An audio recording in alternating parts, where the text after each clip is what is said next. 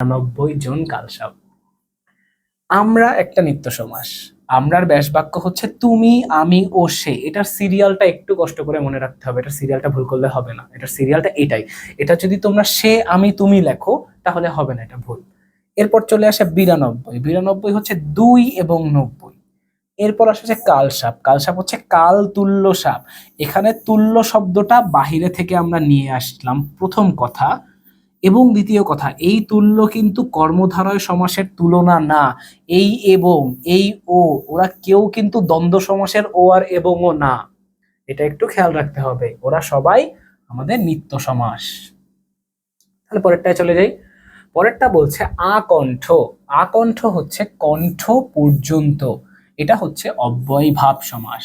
অব্যয়ভাব সমাস তাহলে কি দাঁড়ালো আমরা দেখি।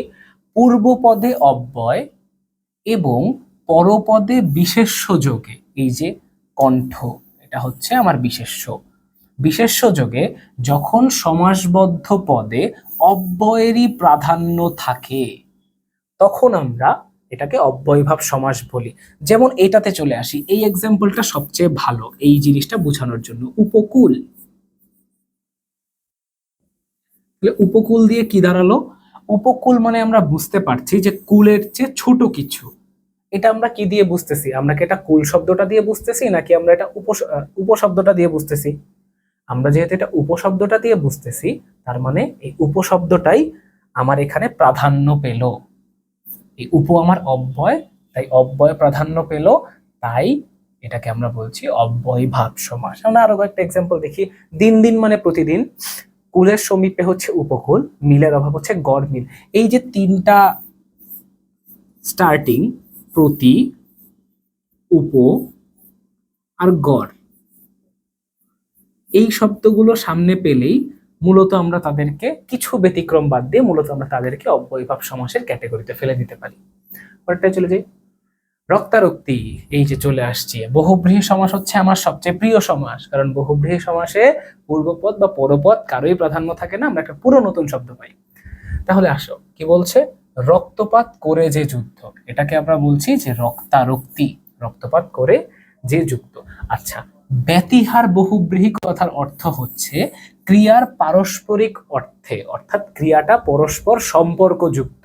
যে যে রক্তপাত করা এবং যুদ্ধ, যুদ্ধ আর রক্তপাত করা পরস্পর সম্পর্কযুক্ত ক্রিয়া না, যেহেতু যুদ্ধ করছি তাই রক্তপাত হচ্ছে, তাই ক্রিয়ার পারস্পরিক অর্থ এটাই বোঝায় যে দুটো ক্রিয়ার মধ্যে একটা পরস্পর সম্পর্ক থাকবে। এইটাই মূলত আমাদের ব্যতিহার বহুব্রীহি। এবং এটার আরো কয়েকটা এক্সাম্পল, এটার এক্সাম্পলগুলো খুব সহজ, দেখলেই বোঝা যায়। কানাকানি, হাতাহাতি, মারামারি, তারপরে হচ্ছে গিয়ে ঘুষাঘুষি, এগুলো সবকিছু হচ্ছে আমাদের ব্যতিহার বহুব্রীহির উদাহরণ। রাজপথ, পথের রাজা। আচ্ছা, প্রথম কথা হচ্ছে এটা একটা তৎপুরুষ সমাস। এরপর আমরা এখানে ফোকাস করি, এটা হচ্ছে ষষ্ঠী তৎপুরুষ সমাস। এটা কেন ষষ্ঠী তৎপুরুষ সমাস? কারণ বিভক্তি পড়েছিলাম না, মনে আছে? বিভক্তি খুবই ইম্পর্টেন্ট জিনিস, বিভক্তি ছাড়া কিন্তু হবে না। ঠিক আছে, বিভক্তি, ষষ্ঠী বিভক্তিতে যদি আমি চলে যাই, তাহলে ষষ্ঠী বিভক্তি কি ছিল যেন আমাদের? র আর হলো এর। তাহলে এখানে আমি যদি এইটাতে চলে আসি, এইটা কি দাঁড়ালো? পথ যোগ এর, তাই না? এই পথের রাজা থেকে যখন আমি রাজপথ বলছি, তার মানে হচ্ছে এই এর বিভক্তিটা ও কিন্তু গায়েব হয়ে গেল, শুধু এই যে এখানে রাজ রয়ে গেল, এখানে পথ রয়ে গেল।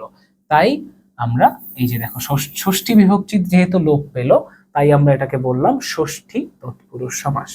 আর এক্সাম্পল দিই, চায়ের বাগান, চা বাগান, দেশের সেবা, দেশ সেবা, একটু ইকুয়ালটা উল্টা হয়ে গেছে, ব্যাস ইজি জিনিস। এখানে দেশ এর, এখানে চা এর, এই এর গুলো বাদ হয়ে যাওয়ার কারণে ষষ্ঠী বিভক্তি বাদ হয়ে যাচ্ছে, তাই এদেরকে আমরা ষষ্ঠী তৎপুরুষ সমাস বলি। প্রাণ পাখি। এবার আমরা আসলাম রূপক কর্মধারয় সমাসে। আচ্ছা, উপমান পূর্বে বসে এবং উপমেয় পরে বসে, এটা পরের চিন্তা। এখানে মূল কথা হচ্ছে আমাদের উপমান আর উপমেয়র মধ্যে একটা অভিন্নতা পাওয়া যায়।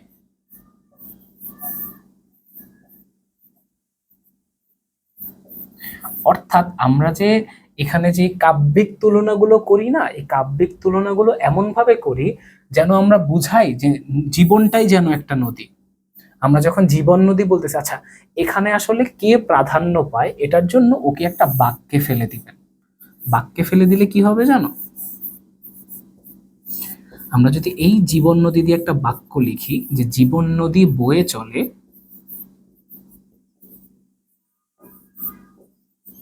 তাহলে এই বয়ে চলা কি জীবনের ক্রিয়া নাকি এই বয়ে চলা নদীর ক্রিয়া? এই বয়ে চলা হলো আমার নদীর ক্রিয়া। যেহেতু এই বয়ে চলা নদীর ক্রিয়া, তাই নদী এখানে প্রাধান্য পাচ্ছে। এবং কথা হচ্ছে এই যে জীবন, এখানে মূলত বলা হচ্ছে যে জীবনটাই যেন একটা নদী, মানে তুলনা করে এরকম প্রাণটাই যেন পাখি, ওই যে উড়ে চলে গেল। তারপর হচ্ছে মন যেন মাঝি, ওই যে মন রূপ মাঝি, মন মাঝি একটা উদাহরণ, সকল বইয়ে প্রথমে এই উদাহরণটা থাকে, সেই জাতীয় উদাহরণ। এইভাবে হচ্ছে মূলত আমরা সমাসগুলো হচ্ছে করে থাকি। তাহলে রূপক কর্মধারয় সমাস চিনতে হলে প্রথমে দেখতে হবে যে এই যে ওয়ার্ডগুলো, এই যে তুলনাগুলো কি একটু কাল্পনিক নাকি। তুলনাগুলো লজিক্যাল হলে এখানে হবে না, আমাদের আমাদের তুলনাগুলো একটু কাল্পনিক হতে হবে। একটু কাল্পনিক হলে হয়ে গেল। যাক, আজকের অংশটুকু আমি এখানেই শেষ করছি। আমরা নেক্সট দিন এটা আরো একটু কিছু পড়বো, নেক্সট পার্টে গিয়ে আরো কিছু সমাস সলভ করব।